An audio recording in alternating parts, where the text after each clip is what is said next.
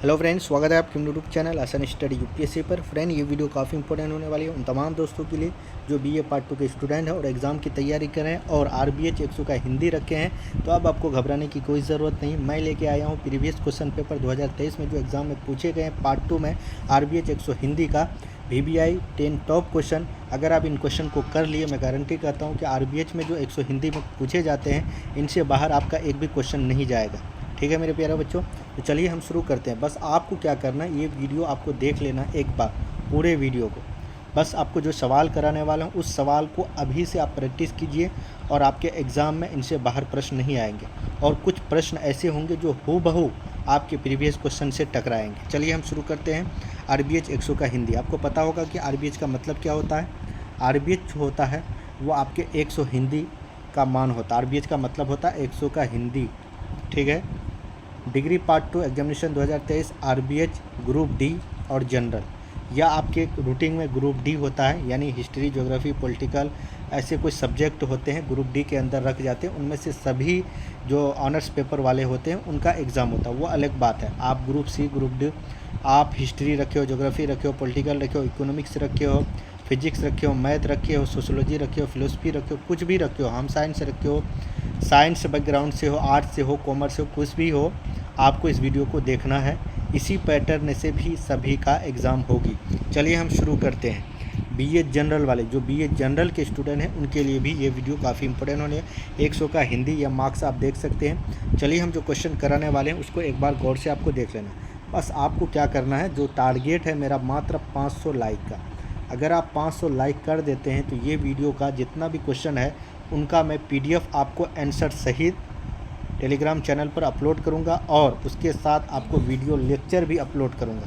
Video में आपका जो पढ़ाने की जो तरीका होती है, जो लिखने का तरीका होता है, जो आंसर मैं आपको लिख के दूंगा उसको अच्छे से डिफ़ाइन करके बता दूंगा कि आपको क्वेश्चन क्या कह रहा है, आंसर में क्या लिखना है, कैसे पॉइंट दे के लिखना है, ताकि आपको एक अच्छे नंबर एग्जामिनेशन वाला जो चेक करे वो दे। चलिए हम शुरू करते हैं। पहला प्रश्न आपका लिखा हुआ देख सकते हैं।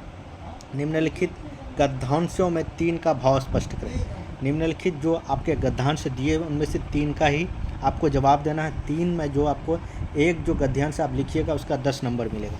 पहला गद्यांश है, समय के साथ धर्म के ऊपरी रूप बदलते रहते हैं परंतु उनका मूल तत्व अटल रहता है। ये गद्यांश आप बुक में पढ़े होंगे या नहीं पढ़ेंगे, आपके गैस पेपर होगा, तो उसका जो ये गद्यांश है इसका आपको भाव आपको स्पष्ट करना है। ठीक है, क्या कह रहा है इस गद्यांश में, इसके बारे में आपको लिखना है। दूसरा है, देह को अभिमान का मूल।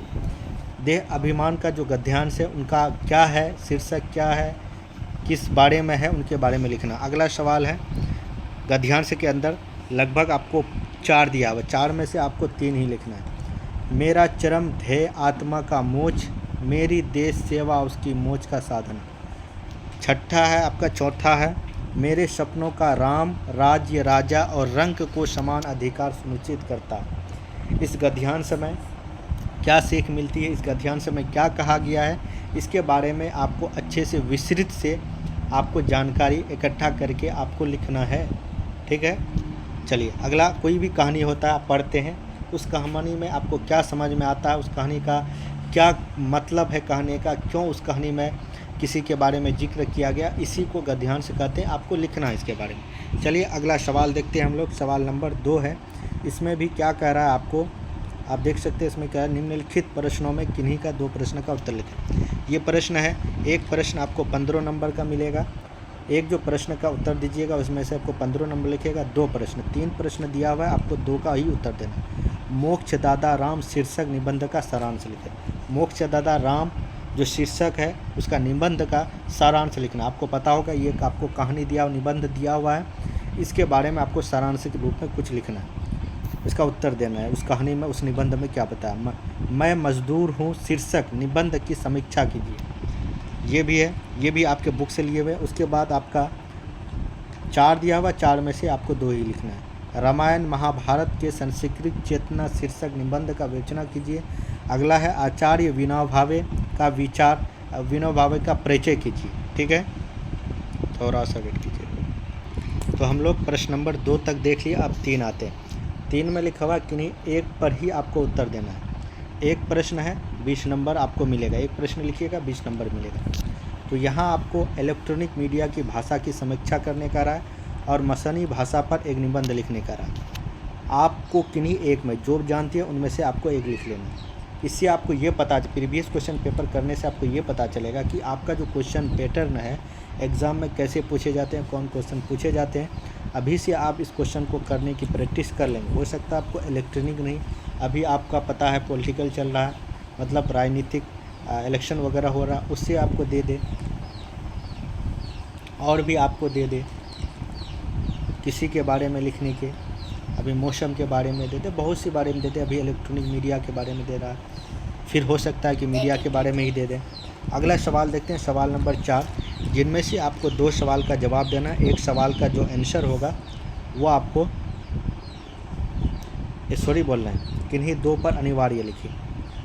इसमें आपका 2 प्रश्न दिए हुए, किन्हीं दोनों प्रश्न का उत्तर अनिवार्य है। 4 है, 4 में से 2 है। एक आपका इसका हिंदी लिखना है, प्रोफेसर, उसके बाद गवर्नर, हिंदी अनुवाद करना है, इसका हिंदी में क्या कहा जाता है। इसी तरह आपको लिखना, प्रोफेसर लिखना, इसका हिंदी आपको आंसर लिखना। अगला प्रश्न हम लोग देखने वाले हैं, बहुत ही वो आसान है।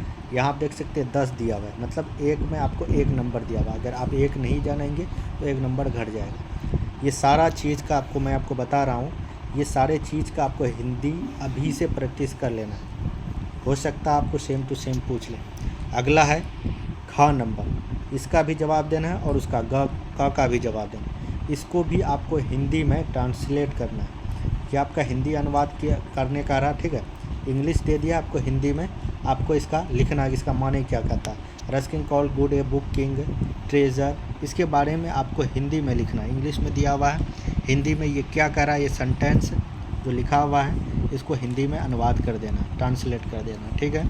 आपको समझ में आ गया होगा कि क्वेश्चन का पैटर्न क्या होता है, किस तरह पूछे जाते हैं। आपको इतना समझ में आ जाना चाहिए कि 2 जो क्वेश्चन होगा आपको इंग्लिश होगा, इसको हिंदी में अनुवाद करना होगा और आपको गद्यांश में क्वेश्चन पूछे जाएंगे। यहाँ आप देख सकते हैं, आपको जो कहानी है, जो कविता दिया होगा, उनका आपको सारांश लिखने कहा होगा।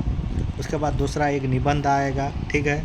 उसके बाद यह आप जो गद्यांश है उसके बारे में आपको लिखने होगा। गद्यांश का कहानी है, उसको आपको लिखना होगा, उसको अपने भाषा में अच्छे से जवाब देना होगा। उम्मीद करते हैं कि आपको समझ में आ गई होगी। तो फिर मिलते हैं नेक्स्ट वीडियो पर। जो मैं आपको टारगेट दिया हूँ उसको पूरा कीजिए। इसका आंसर सहित आपको फिर से लेक्चर अपलोड हो जाएगा। उसके बाद जिनका ऑनर्स ज्योग्राफी है, पॉलिटिकल है, इकोनॉमिक्स है, सब्सिडरी, जनरल, सब वीडियो नेक्स्ट वीडियो इसके बाद आने वाली है। चैनल को सब्सक्राइब कीजिए, वीडियो को जितना हो सके शेयर कीजिए। फिर मिलते हैं नेक्स्ट वीडियो पर। जय हिंद, love you, bye, take care.